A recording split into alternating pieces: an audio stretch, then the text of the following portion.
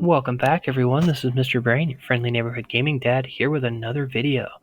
And this one comes thanks to a Takeda Shingen from Discord who asks, would you consider a video on the pros and cons of using your heroes either as lead or support? Using two heroes, what is the advantage of using one or the other in either position? And honestly, I'm upset that I haven't done this video yet.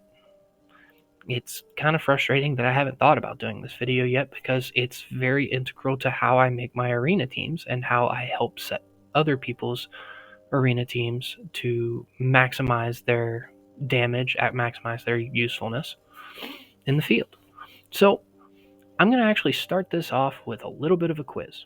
And if you are confident that you know the answers to all three of these, then you can skip this video and just go right on with your day. However, if you're on the fence about any of these three, stick around and I'll go over exactly what I look for in a good lead and a good assistant commander. First one, my favorite, Raigoro. Is Raigoro a lead, an assistant, or can he do both? Number 2, Lee. Is Lee a leader, an assistant, or can he do both? And finally, I'll end on an easy one. Martin. Is Martin a lead, an assistant, or can he do both?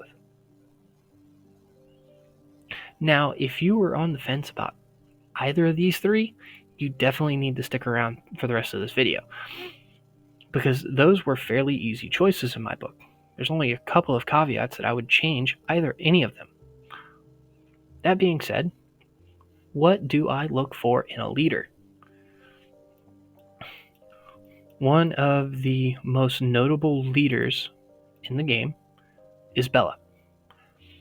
And the reason is because of her skills. Primarily, her active skill. Her active skill increases the enemy's damage taken by 15%. When awakened, it's 20% and it's a guarantee for 3 seconds. What this does is, while it may not boost her damage, it will boost the secondary commander's damage. You can see how if you had her second, you're missing out on a lot of damage buff here, right? So you would definitely want to put someone like Bella in the lead to make sure that the enemy is taking more damage from your secondary commander. Another flip side to this is Robert, who I've been pleasantly surprised about, has a pretty hefty HP debuff. By reducing the enemy's HP, you're guaranteeing that your secondary commander is going to inflict more damage. More troops will be lost by your secondary commander's skill damage. Very handy to have. On the opposite end of this are buffs to your own attack. Not Akemi. There she is, Sio. Sio increases your squad attack by 30%. Because it lasts 2 seconds and your secondary commander's skill damage goes off the very next round, it guarantees that squad attack will boost your secondary commander's damage. See what I mean? You're using your lead commander to support your assistant. I know it seems counterintuitive, or at least it sounds that way, but you want to make sure your lead complements what your assistant does. The other thing you need to look for is you want to make sure they aren't absolutely shafted by their own talent tree choices. While Sio makes a great choice early on for that squad attack bonus, her talent trees, as you level her up, become extremely limited. But you can always max out her range squad, and you'll have a little bit of a bonus from the attack tree. But let's be honest, the attack tree is not the greatest tree in the world. The greatest blue tree is skill damage tree. This makes sure that you're pumping as much skill damage as you can into your secondary commander as well as your primary. Being able to max out this talent tree gives you an insane amount of rage generation from 3 different skills, 3 different talents. And then you can pop over into another tree and pick up even more. So you're not only firing off the skills faster,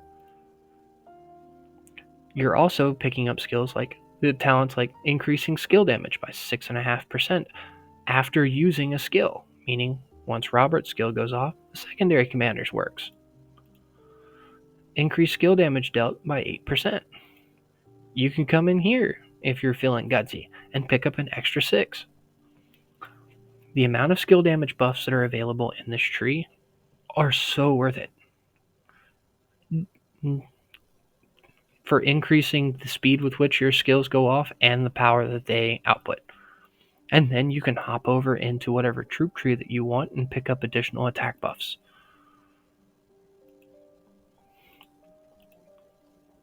Basically, you want to make sure that your lead has good talents, whether it be in the skills tree, in the troop trees, or they're not going to be overly hampered by their talents to the point where they're not going to get any good buffs out of them.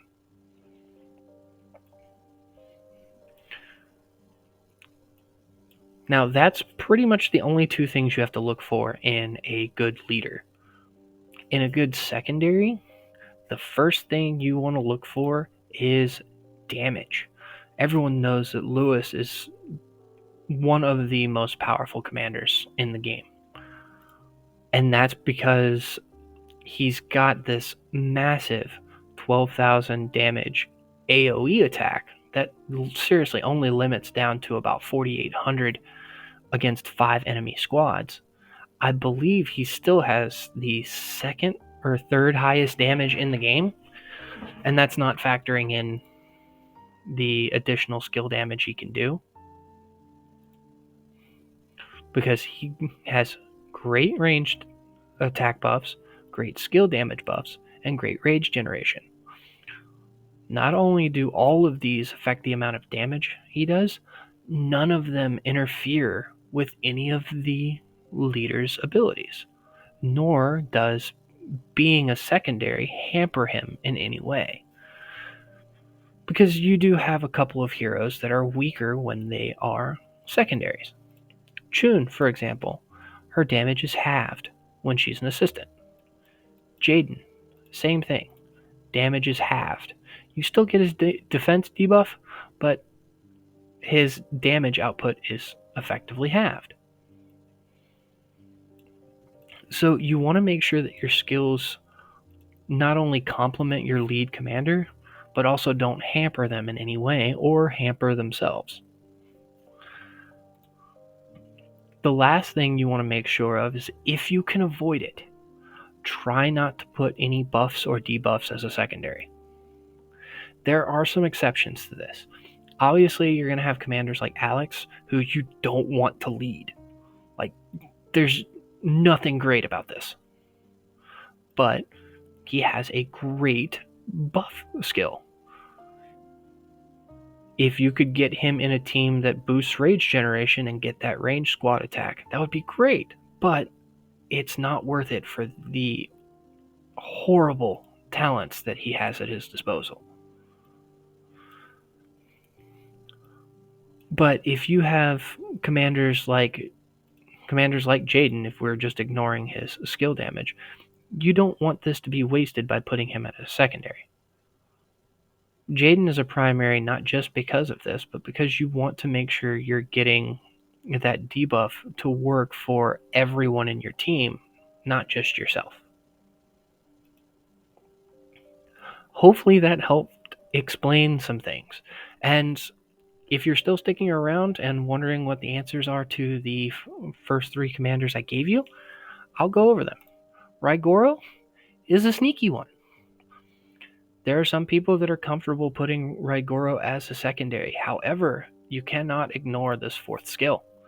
increasing damage dealt by 16% when a shield is activated. If you pair him with any kind of skill damage on your team, he needs to be the lead. Just because of that 16% increased damage dealt. Personally, I keep him as a lead because I like having the shield up to absorb the secondary commander's damage. But people also forget about this 16% damage. Raigoro is a solid lead. I wouldn't put him as a secondary if I can avoid it. Martin is 100% an assistant. Because he has a damage factor that is, while it's still fairly low, his healing is essentially vampiric. You want to make sure that you have any buffs that you can get boosting this damage so that you're getting decent damage and a lot of heals from it. That, and let's be honest, his talent tree is horrible. He's got the support tree, which can help boost his rage generation, but the other two are absolutely horrible. Lee, while his talent trees aren't great, this AoE debuff places him solidly as a lead in all but a couple of very specific scenarios. If you would like to learn what those scenarios are, please feel free to ask me in the comments or head over to my Discord page and I'll be more than happy to explain the caveats for that. But Lee, primarily a lead commander because of this debuff alone. It's too insane not to have it here. And with that, if this is your first time watching it on YouTube, just know that you could have watched this 24 hours ago on my Patreon page where I drop all of my content a little bit earlier for them to try and give them a little bit of bonus for helping support me. So if you'd like to get this content a little bit sooner too, head on over to Patreon, support me, and get all of this content a day earlier. Also, if you have any questions or content ideas, please leave them in the comments below or head on over to my Discord page. I have it linked in the description below. And with that, this is Mr. Brain, your friendly neighborhood gaming dad, signing off.